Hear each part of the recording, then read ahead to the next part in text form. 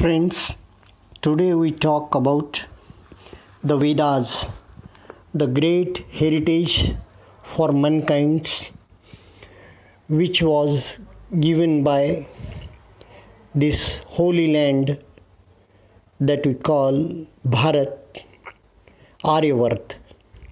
Friends, Vedas are said to be immortal or Aporushaya in Sanskrit.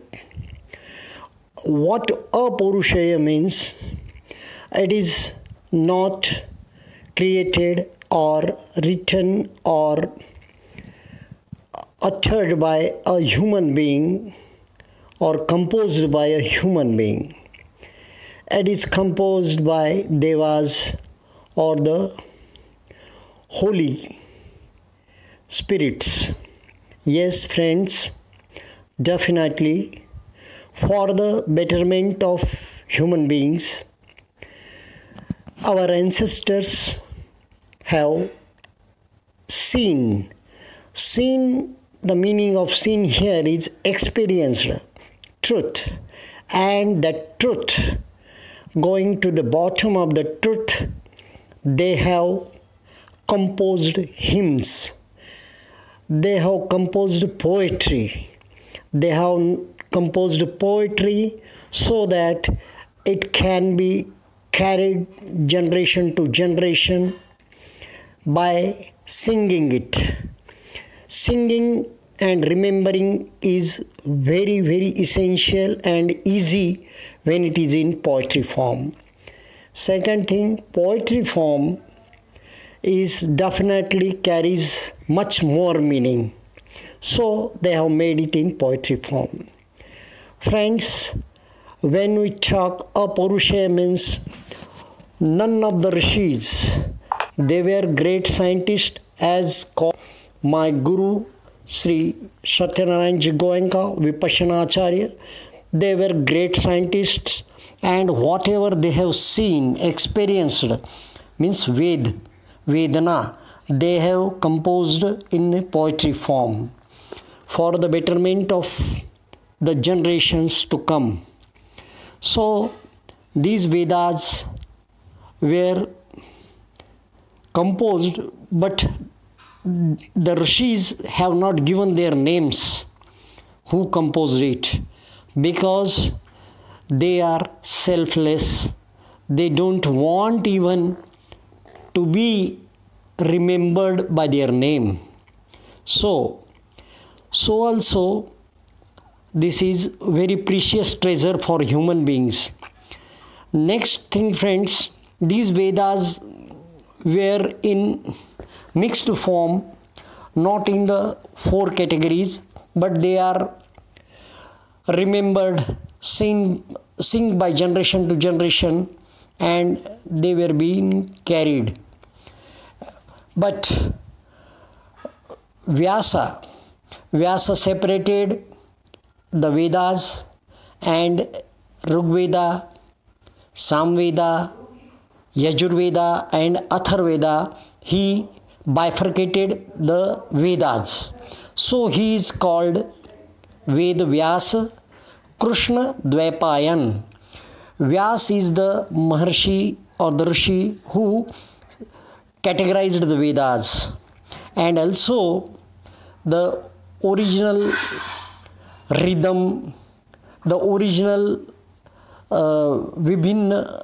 different mudras for while uttering the Vedas. He defined it and categorically bifurcated these things. So Vedvyasa. After Vedvyasa, these Vedas were carried generation to generation. Basically, four Vedas again redefined or analyzed in Upanishads, these four Vedas. And these are called Shadang, means six types, six parts of the body, like that, but these are Shadangs. Or Prasthan Trayi also it is called, with Brahma Sutra.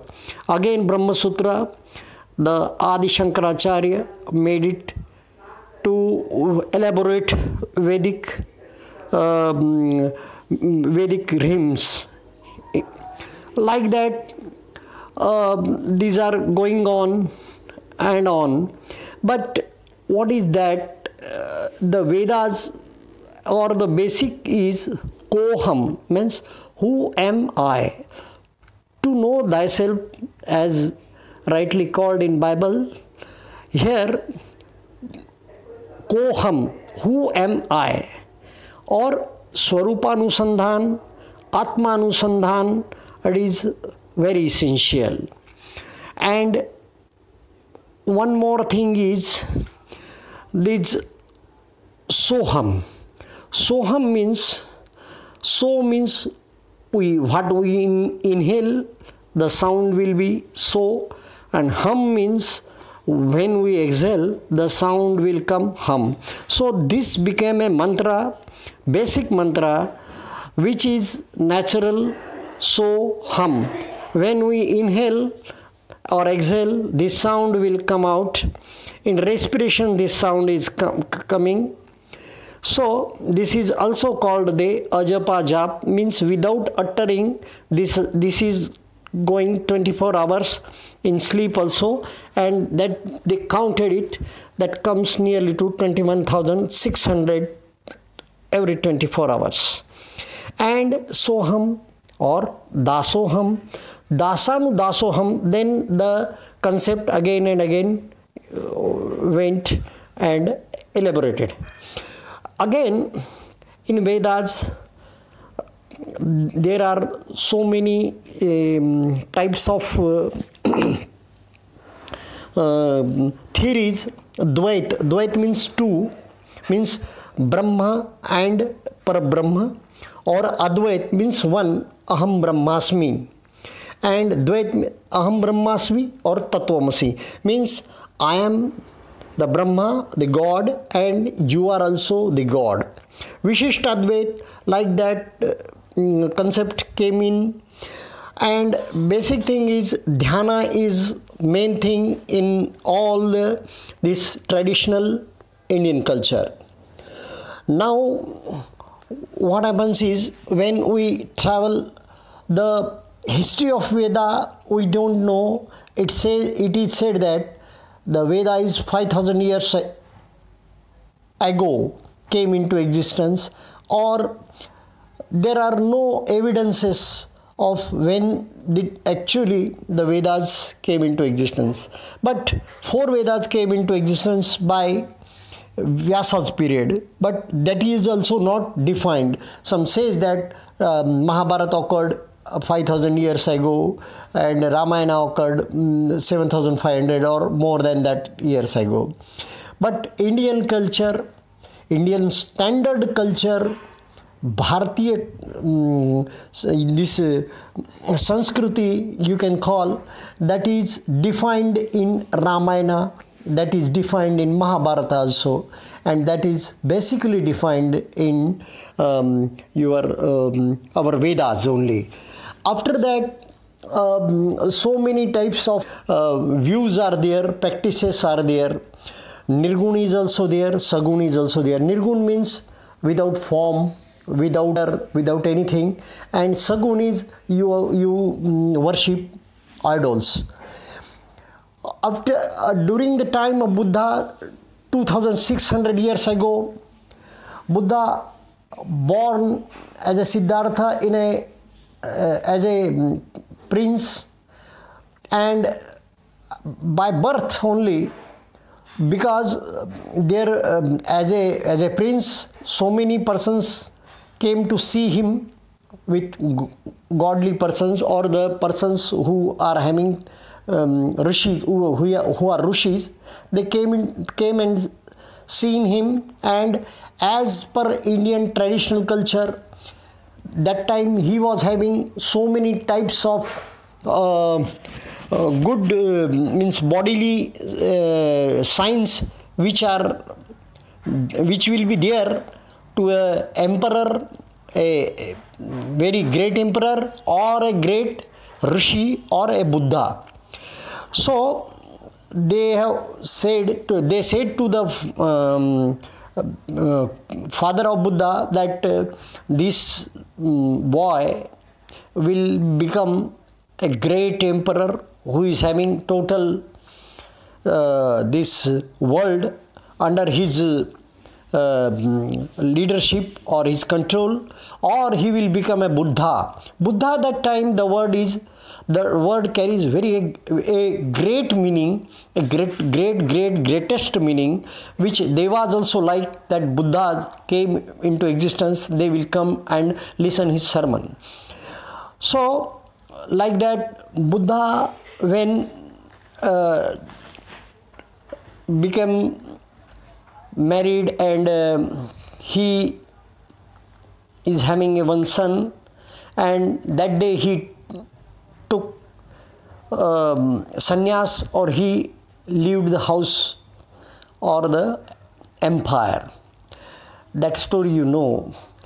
But up to that time also, his father was, as a king, his father was taking care that this boy should not see one, sick person, second, a dead body, third, a old person, because the king was, his father was very much worried that if his son becomes sannyasi, then who will take care of this great empire?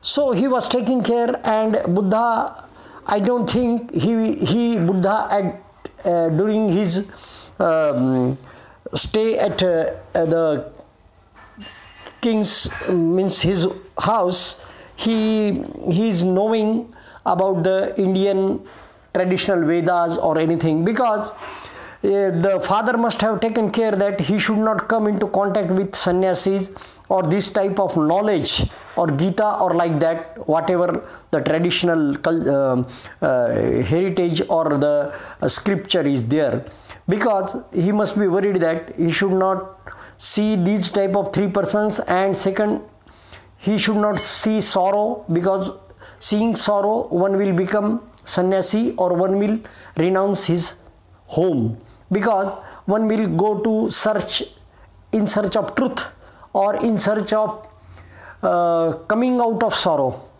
But if things has to happen, Buddha, when once roaming around his empire, he saw, as a Siddhartha, he saw a dead body, a old man, and a sick person, and he realized that, oh, am I also become like this? His friend said, yes, everybody will become like this.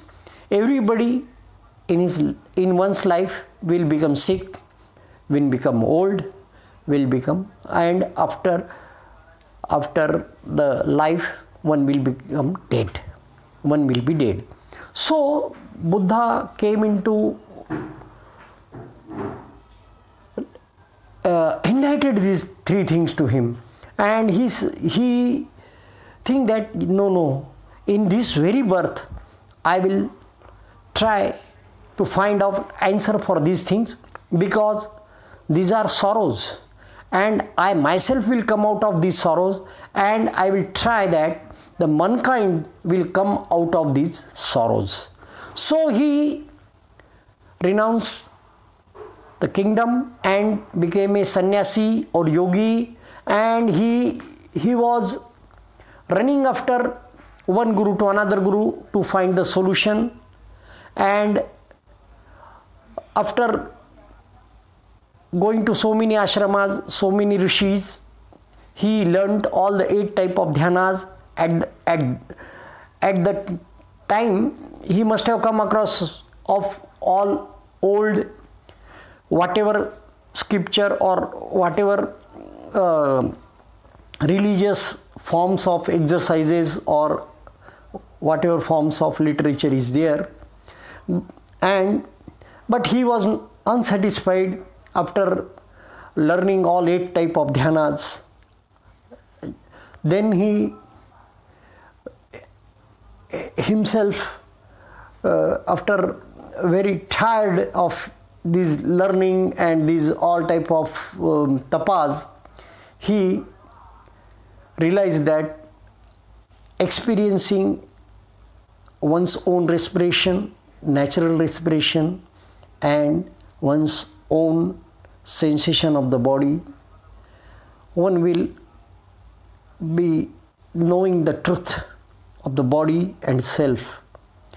And like that, on the Vaishakhi Purnima, he got again enlightenment. Again, why I am saying that type of enlightenment was there when he saw the sorrows. That is also called enlightenment. But he became Buddha from Siddhartha and the Vaishakhi Purnima, and in 45 days he was in dhyan only, and at that time he came to know about his previous life, previous births, and he narrated also in Jatak Katha about that. So basic is that in the Vedas or in the traditional form, the Trishna was called the only most important or basic thing of our dukkha. The Trishna, the desire, is the only root cause. But Buddha, as a scientist, searched that Trishna, why Trishna is there, that is the reason of our sadness, our misery, our dukkha. And why Trishna arises is, basically he says, because of the electrochemical or biochemical sensation, particular sensation in the body and mind, that waves, that currents in the bodies and mind, which create Trishna. Trishna doesn't arise in itself, but a particular type of current or particular type of sensation runs throughout the body and mind, demanding a particular thing, and that is the reason why Trishna arises.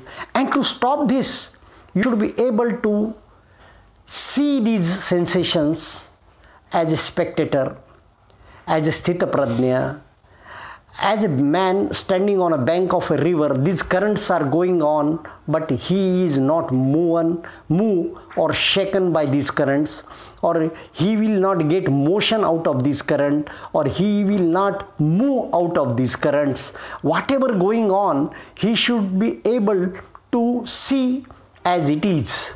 And that is the practice, dhyana practice. In dhyana practice, you are observing your breath, abnormality of breath, what is going on your mind, in your mind, what are the waves on the mind, and what are the effects of the thinking or the waves in our thought process on the body.